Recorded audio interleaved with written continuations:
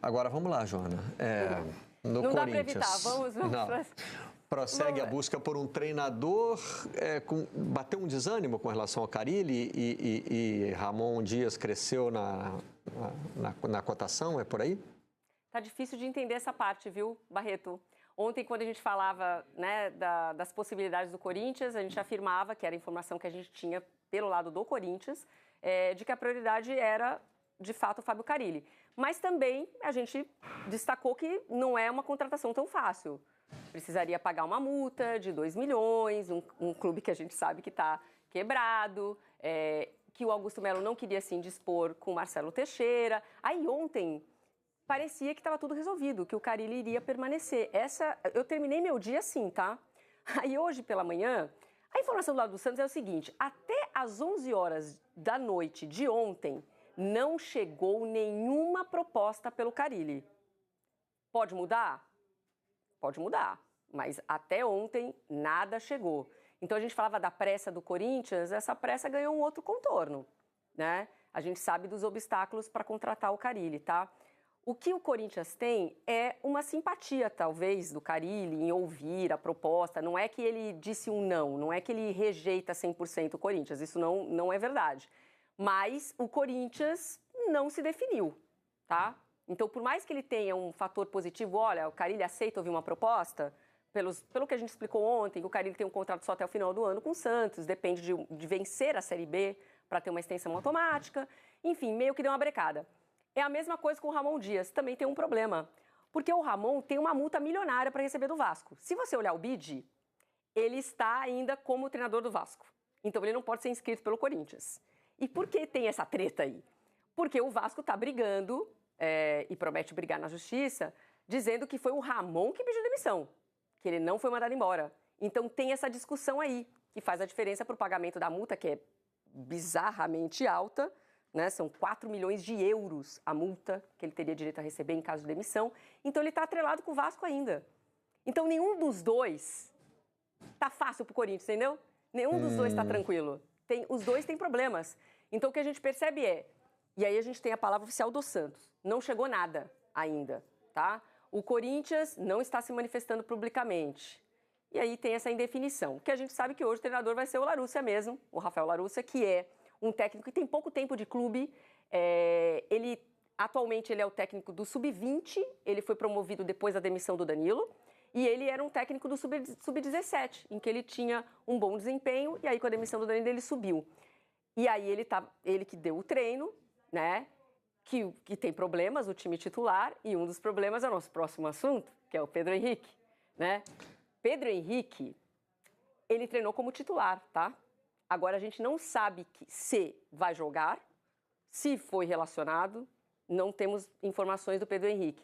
Seria apenas uma questão disciplinar do Corinthians, porque assim, vamos lá, foi um acidente de trânsito, né? Mas muito mais do que o acidente, tem dois temas aí, né? Tem na investigação policial indícios de embriaguez, né? E o fato de que ele estaria saindo de uma festa de despedida do Carlos Miguel. Acho que tudo isso aí é que entra na decisão de mantê-lo ou não no time titular, né, Joana?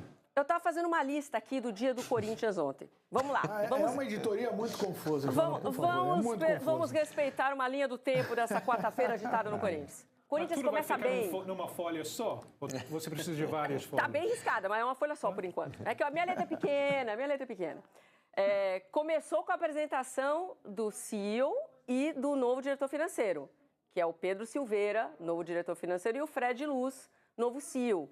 Por que eu digo que é boa notícia? Mostra um pouco de organização no meio desse caos, certo? A coletiva dos dois foi muito boa, eles tocaram em pontos importantes, inclusive o Fred, que esteve no Flamengo, naquele momento mais difícil do Flamengo, de reestruturação, ele falou que, olha, no Flamengo era mais difícil. Então isso foi um alento para o torcedor corintiano, olha, que bom, vem um cara qualificado, que participou da reconstrução do Flamengo e que vem com esse discurso de que, é difícil, né? Não esperem um resultado assim tão rapidamente, mas a gente vai organizar essa casa aqui. Beleza? Então o dia começou assim. Aí depois veio a notícia do pedido do Arthur Souza, que é o menino da base, e do Mosquito, que estava jogando como titular, pedindo rescisão imediata, por conta de falta de pagamento. E aí é um pipinaço isso, porque eles dois entraram com esse pedido de rescisão imediata por falta de pagamento, direito de imagem e falta de depósito do FGTS, só que esse problema ele se estende para o elenco todo. E aí pode gerar um problema. Quem eventualmente estiver com uma vontade de deixar o Corinthians pode usar isso como justificativa. Então, esse é o primeiro pepino que a dupla que foi apresentada ontem vai precisar tratar no dia de hoje, né? Aí, depois desses pedidos de rescisão por falta de pagamento, isso não é novidade, né? Vamos lembrar o caso do Matias Rojas, que já gerou essa condenação em primeira instância. Ele foi para a FIFA, pediu a rescisão também e tem aquela multa de 40 milhões. Então, a falta de pagamento aos jogadores não é novidade. Então, mais dois apresentaram aí, com razão, não recebem aí, eles têm essa prerrogativa de pedir a rescisão. Aí, no final do dia, página policial. Porque, independentemente do contexto, Barreto, o fato é um jogador titular do Corinthians e outro que ainda pertence ao Corinthians, né? Viajou ontem, né, o Carlos Miguel para acertar com o Nottingham Forest. Eles são envolvidos num boletim de ocorrência que cita lesão corporal, ameaça, fuga do local, embriaguez ao volante e dano, né? Então, não é legal tratar disso, né? E lembrando que o Pedro Henrique estava treinando como titular, ele era opção para o jogo de hoje. Então, a gente não sabe se ele vai receber algum tipo de punição, disciplinar, né, Barreto? Mas, enfim, tem esse problema aí que a gente vai descobrir mais tarde. E aí, não menos importante, por último na lista, é a indefinição do treinador, né? Porque o Antônio Oliveira é demitido depois da derrota no Clássico. A aposta era no Fábio Carille, se mostrou um pouquinho mais difícil, um pouquinho mais complicada essa negociação, até porque o próprio Santos está empenhado em manter o Carille, melhorar suas condições, tratar das insatisfações do treinador, deve receber reforços, inclusive uns reforços, sabe quem pode ser? Gustavo Mosquito, que pediu para rescindir, né, e interessava ao Santos. Então, assim, só um parênteses aí, e que a gente recebeu essa informação que esse negócio está rolando aí, e ele pode pintar como reforço do Santos para o resto da Série B.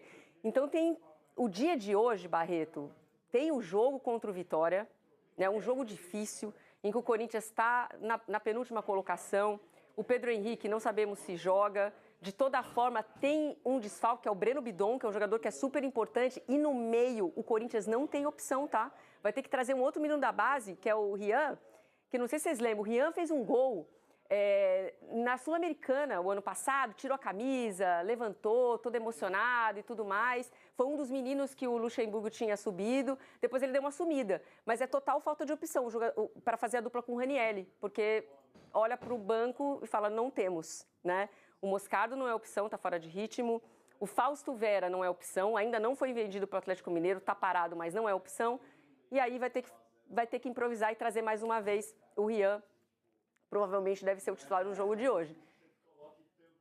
E aí, tem mais alguma coisa que eu esqueci? Percebemos que o Corinthians está muito bem preparado para o jogo de hoje, né? Muito focado para o jogo de hoje. Vou jogar a bola para vocês para não ficar falando sem parar, né, gente? Enfim, mas a listinha é essa, é uma lista complicada, difícil. Deu para encher a página realmente com vários rabiscos. E acho que é um reflexo da situação do Corinthians hoje. Não acontece uma coisa só, nunca, né? É extraordinário. São várias ao mesmo tempo.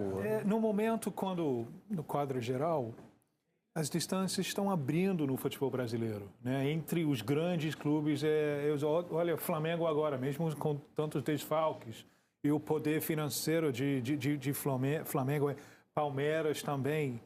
E ver Corinthians nessa situação é extraordinário. O que eu não consegui entender ainda, tudo que está explodindo agora.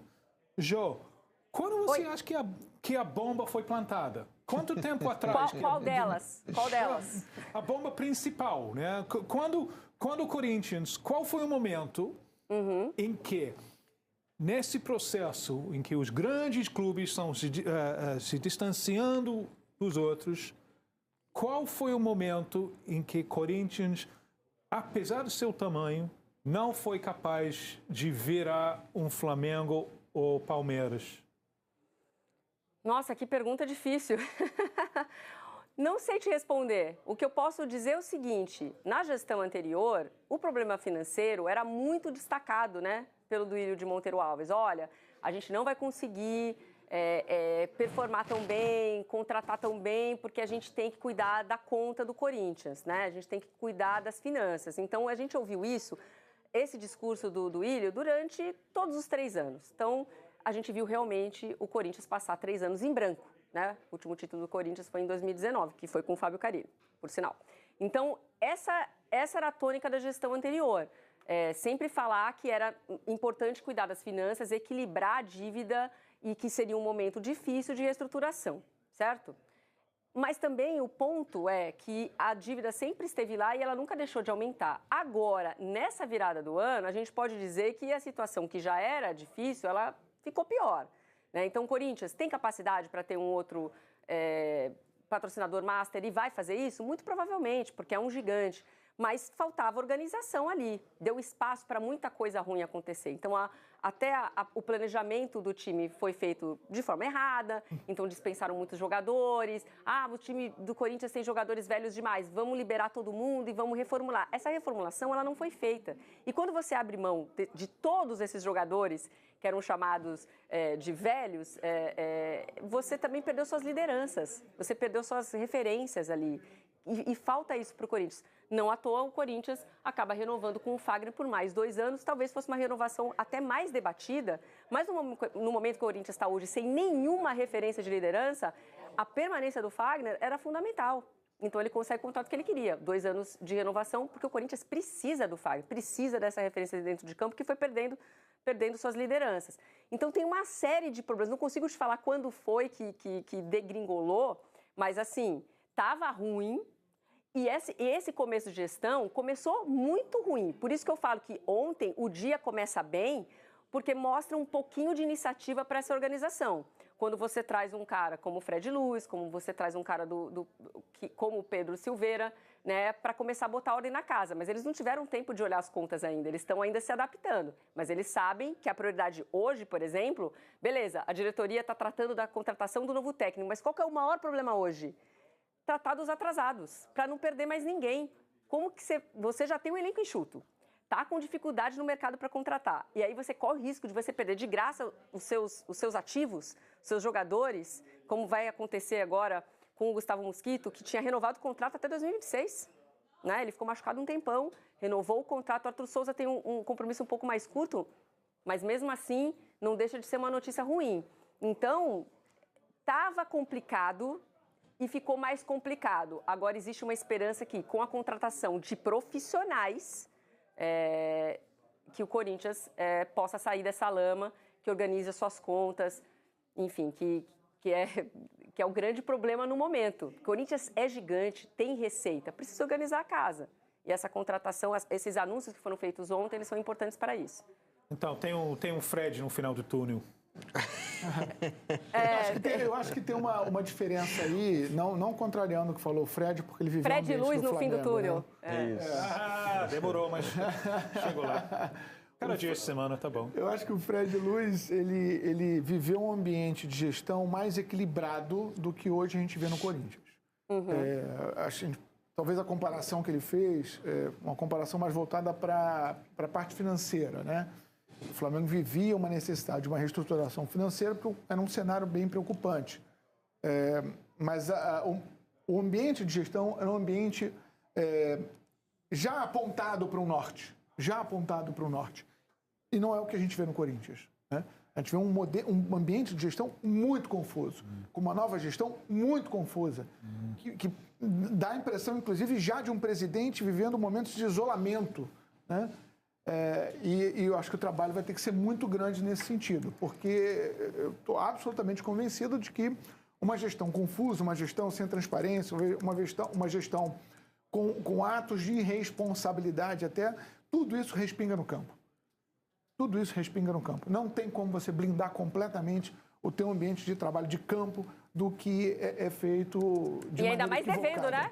Devendo fica um pouco mais complicado. Exatamente. Então, naquela época do Flamengo, havia um norte passado para os jogadores que atrasos não serão mais permitidos, atrasos não irão mais acontecer, e daqui para frente a gente vai só subir todo mundo junto essa escada.